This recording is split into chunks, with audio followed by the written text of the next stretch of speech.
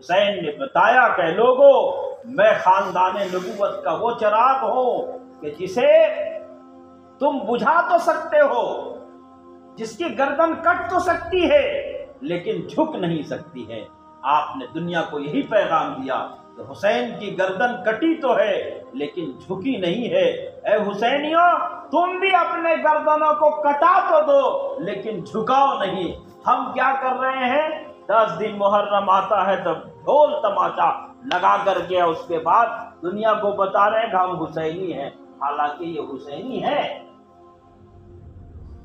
جس حسین کے چھوٹے سے بچے، چھوٹا بچہ، کوئی ایک پھول سوائے امام زین العابدین کے اور کوئی نہیں بچا وہاں کربلا۔ 72 لوگ تھے، عورتیں بھی تھے، جنگ کے ارادے سے تو حسین گئے نہیں تھے۔ چھوٹا سا بچہ، معصوم بچہ، شیرخوار بچہ، دودھ پینے والا بچہ، حلق خشک ہے، 3 دن ہو گیا پانی نہیں ملا ہے، دریائے فرات پر پہرا ہے۔ حضرت عباس علمدار کے بازو کٹ گئے پانی لانے میں۔ اور کون لوگ تھے یہ لوگ؟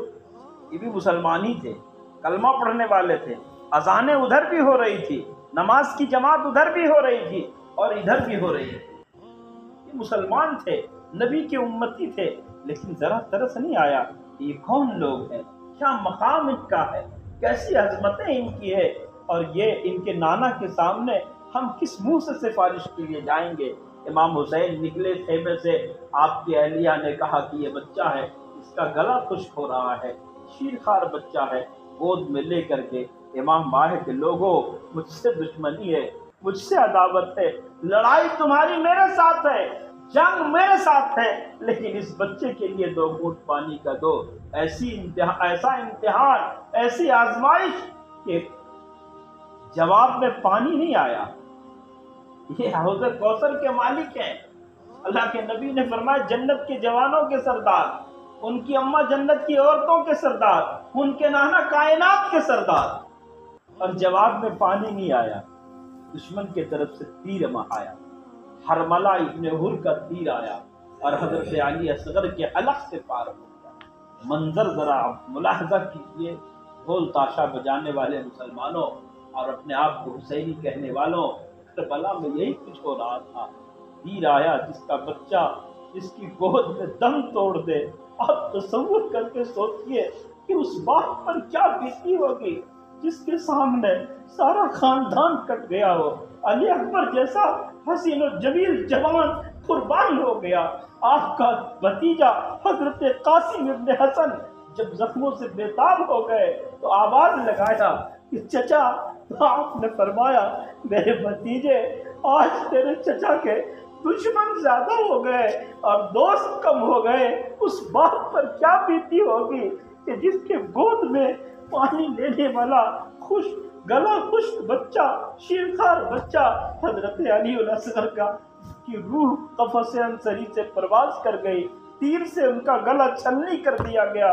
امام نے خون کی چلو بھری، آسمان کی طرف اچھالا، میرے مولا اگر تو ایسے بھی راضی ہے تو میں ایسے بھی راضی ہوں۔ ان قربانیوں کے بعد اسلام بچا، اسلام ہم تک آیا، اور آج حسین کے نام پر ہم اسلام کو سراسر بدنام کر رہے ہیں، اور اسلام کو ہم ایک ایسا دین بنا رہے ہیں، اب ایک ایسا مذہب بنا کر کے لوگوں کے سامنے پیش کر رہے ہیں کہ اے لوگوں، تمہارے پاس اگر درگا پوجا ہے، تمہارے پاس اگر دیوالی کی ڈھول تاشا ہے، تمہارے پاس روم نومی کا جلوس ہے، تو ہمارے پاس بھی محرم کا جلوس ہے، ہمارے پاس بھی تعزیہ نگاڑا ہے۔ یہ بتا کر کے ہم کیا ثابت کرنا چاہتے ہیں؟ دنیا کو بتائیے کہ اسوہ حسینی یہ ہے کہ باطل کے سامنے ڈٹ جانا، باطل سے مقابلہ کرنا، اور باطل کے لیے، باطل کو مٹانے کے لیے، حق کے لیے اپنی جانوں کو اور اپنی گردن کا نذرانہ پیش کر دینا، یہ حسینیت ہے، یہ امام حسین کا کردار ہے، یہ امام حسین کا اسوہ ہے۔ تو اس کی ضرورت ہے، آج ضرورت اسی بات کی ہے کہ آج ہم نے تاریخ کو اکثر بھلا دیا، فراموش کر دیا اپنے بزرگوں کی قربانی کو، اپنے اسلاف کی قربانی کو۔ امام حسین کربلا سے تو یہی کہہ رہے تھے کہ عجیب رنگین و سادہ ہے داستان حرم، نہایت اس کی حسین اور ابتدا ہے اسماعیل۔ حسین نے اس کی انتہا کر دی، اسماعیل کی قربانی تھی۔ اس لیے محرم جب آتا ہے، ہمارا آخری مہینہ، سال کا، اسلامی سال کا آخری مہینہ قربانی کا مہینہ، اسلامی سال کا پہلا مہینہ قربانی کا مہینہ۔ 1 محرم کو عمر فاروق رضی اللہ تعالیٰ عنہ شہید ہوئے، اور 10 محرم کو امام حسین کربلا کے میدان میں شہید ہو گئے۔ بڑی آزمائش تھی، وقت اتنا نہیں ہے کہ میں بہت تفصیل بتاؤں، بہت تفصیل داستان ہے حضرت امام حسین کا۔ کیا خوبصورت اشعار سے خراج عقیدت پیش کیا ہے شاعر نے، کہا کہ جو جواں بیٹے کی میت پہ نہ رویا وہ حسین، کربلا میں سب کچھ کھو کے کچھ نہ کھویا وہ حسین۔ کیا مرتبہ کربلا میں دکھایا حسین نے، سجدے میں جا کے سر کو کٹایا حسین نے۔ اس لیے جو حسینی ہیں وہ سجدہ کریں، نمازیں پڑھیں گے، مسجدوں کو آباد کریں گے۔ ایک بات، آخری بات میں آپ کو بتا دوں، امام حسین نے کربلا کے میدان میں ان لوگوں کے لیے بد دعا فرمائی جن لوگوں نے امام حسین کو قتل کیا، امام حسین کو شہید کیا۔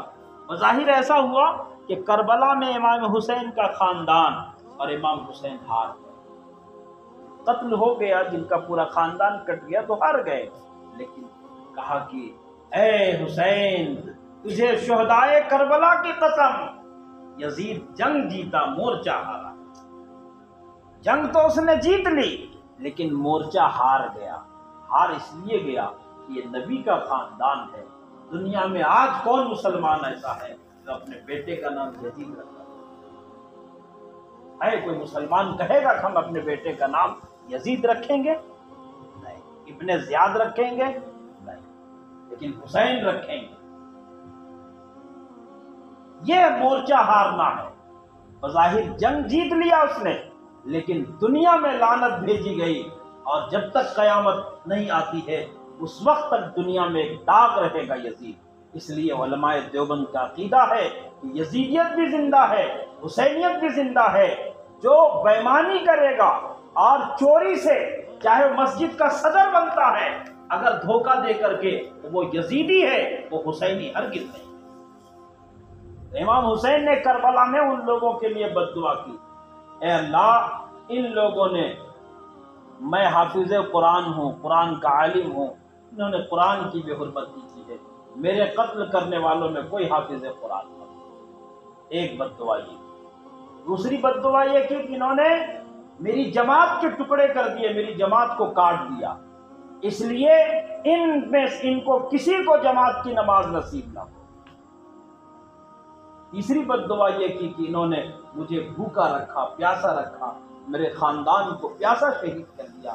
میرے مولا، قیامت میں میرے نانا کے حوض کوثر سے ان کو ایک بوند بھی پانی نہ۔ یہ 3 بد دعائیں۔ اب ہم سمجھ لیں کہ ہمیں کس طرف جانا ہے۔